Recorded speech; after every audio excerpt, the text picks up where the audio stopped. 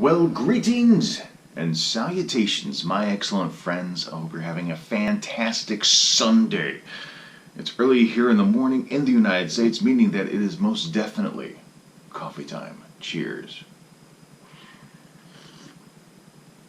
I do love coffee.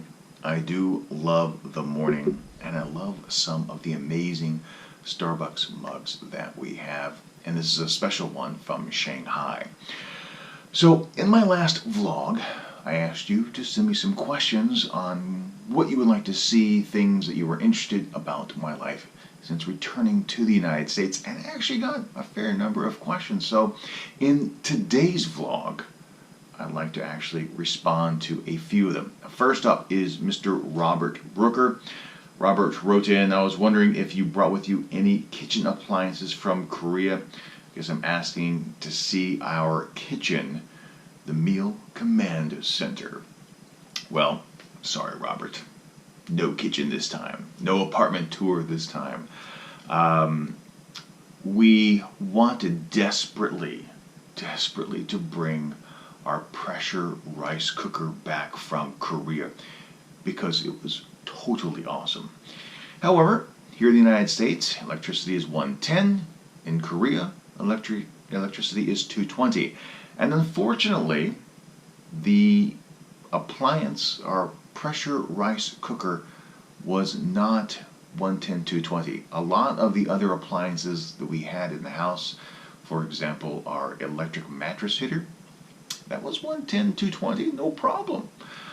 But sadly, the rice cooker was not, and we sold that in Korea. And we loved that rice cooker for a number of reasons. Number one, it cooked rice phenomenally well. It was a cuckoo.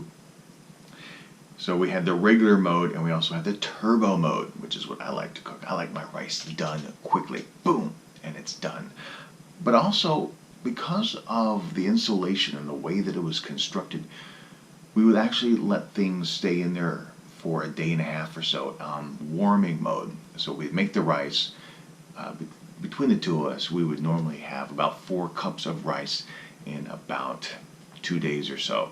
So we could just make the rice, have it, and then let it go for the next day, clean the pot, make a new one. Phenomenal!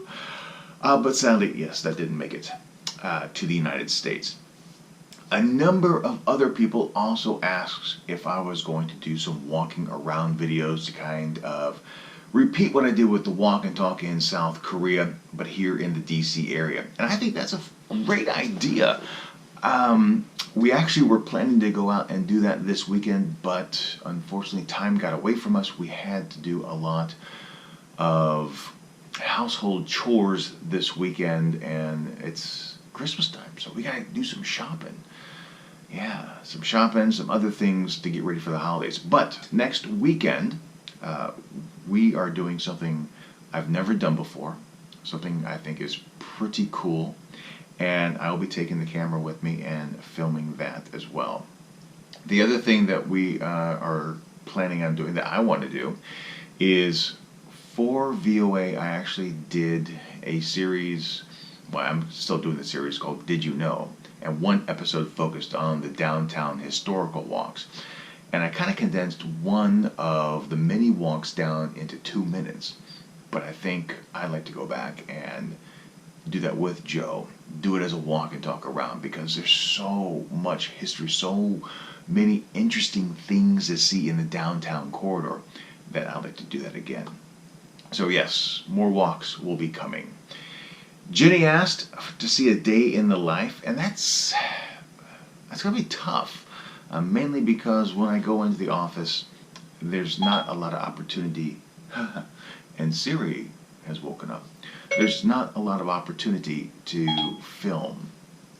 Turn that off. There's not a lot of opportunity to film, so I really can't show you a full day in the life.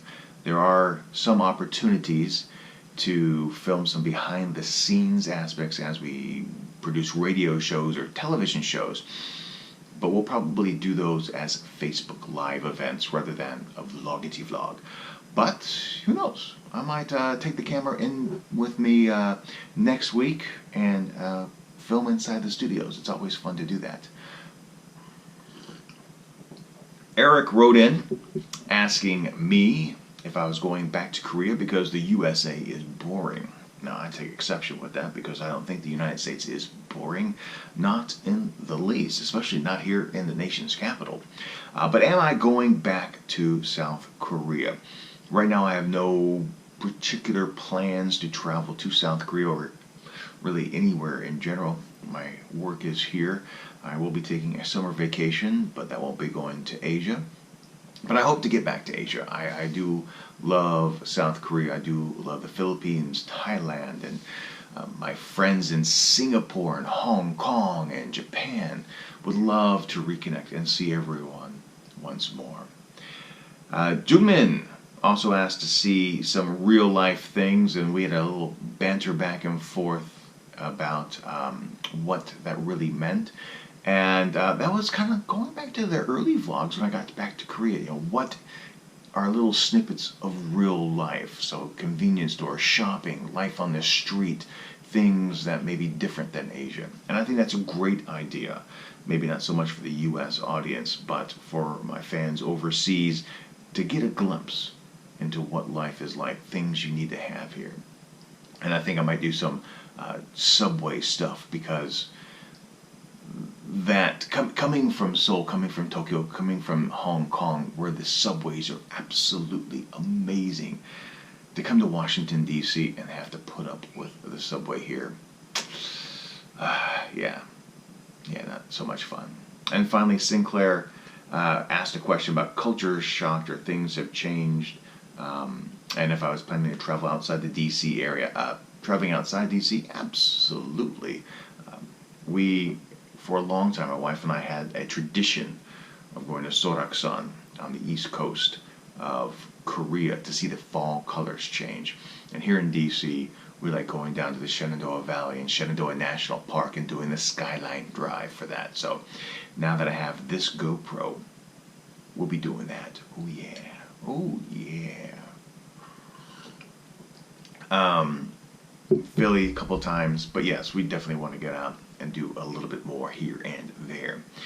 And culture shock, things changed. Oh, of course, things changed. It's been 7-8 years since I've last lived in the United States, but I've never lived here on the East Coast, so trying to think about things changing, I have no baseline. But culture shock, not really. Not really. I pretty easily adapt to anywhere I live. But the one thing that is a little bit strange, a little bit odd, took a little bit of time getting used to, is the reliance still on paper checks to do things with. In Korea, if you wanted to buy something, you used cash. Perhaps you used your coins, at least for the time being.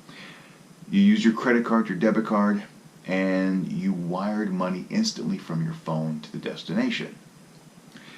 Here in the United States, for a lot of things, you still need to give a paper check. So when I want a direct deposit for my salary, I had to give a canceled check to give that to. When I signed up for the apartment, I had to physically write the deposit. That's very different than when I was in Korea, because you want to get paid in Korea, and I still thought this was a little bit odd too. We had passbooks, and you had to give them a copy of your passbook so it had your bank name, your name, and your bank account on it. And that's all that was required. After that, boom, money right in the account. Here, they have to have a physical canceled check. Similar process, but you have to essentially have a book. You can't just Xerox something and then give it to them. You always have to give them a check. To sign up for an apartment in Korea, you just wire the money straight from your phone. Boom, you're done. Here, write a check. So that was a little bit odd. But of course, after that, everything is electronic. All my, what do we call Easy Pass, the toll roads here, kind of like High Pass in South Korea.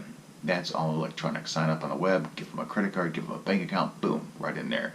The title and registration for my vehicle, that was all electronic. So there are ways to do that, but simply using a check was a bit getting used to. And again, those are great questions. And always, if you have any other questions, please send them my way. You can also follow me on the social media type things. Just look for Steve Miller VOA. But I'm going to try and do this once a week. Once a week. That's my plan, to come out once a week and have something for you. And as Joe and I explore more and have a little bit more free time, we're going to try to put something up on the main channel to do a little travel show here and there. But because I do that for work, sometimes I get overwhelmed and just want to relax on the weekend. So that's going to be it for me today. Long one, 10 minutes or so. So until next time, enjoy your morning coffee beverage. I know I do. Enjoy your afternoon delights. But as always, stay true to yourself and be awesome.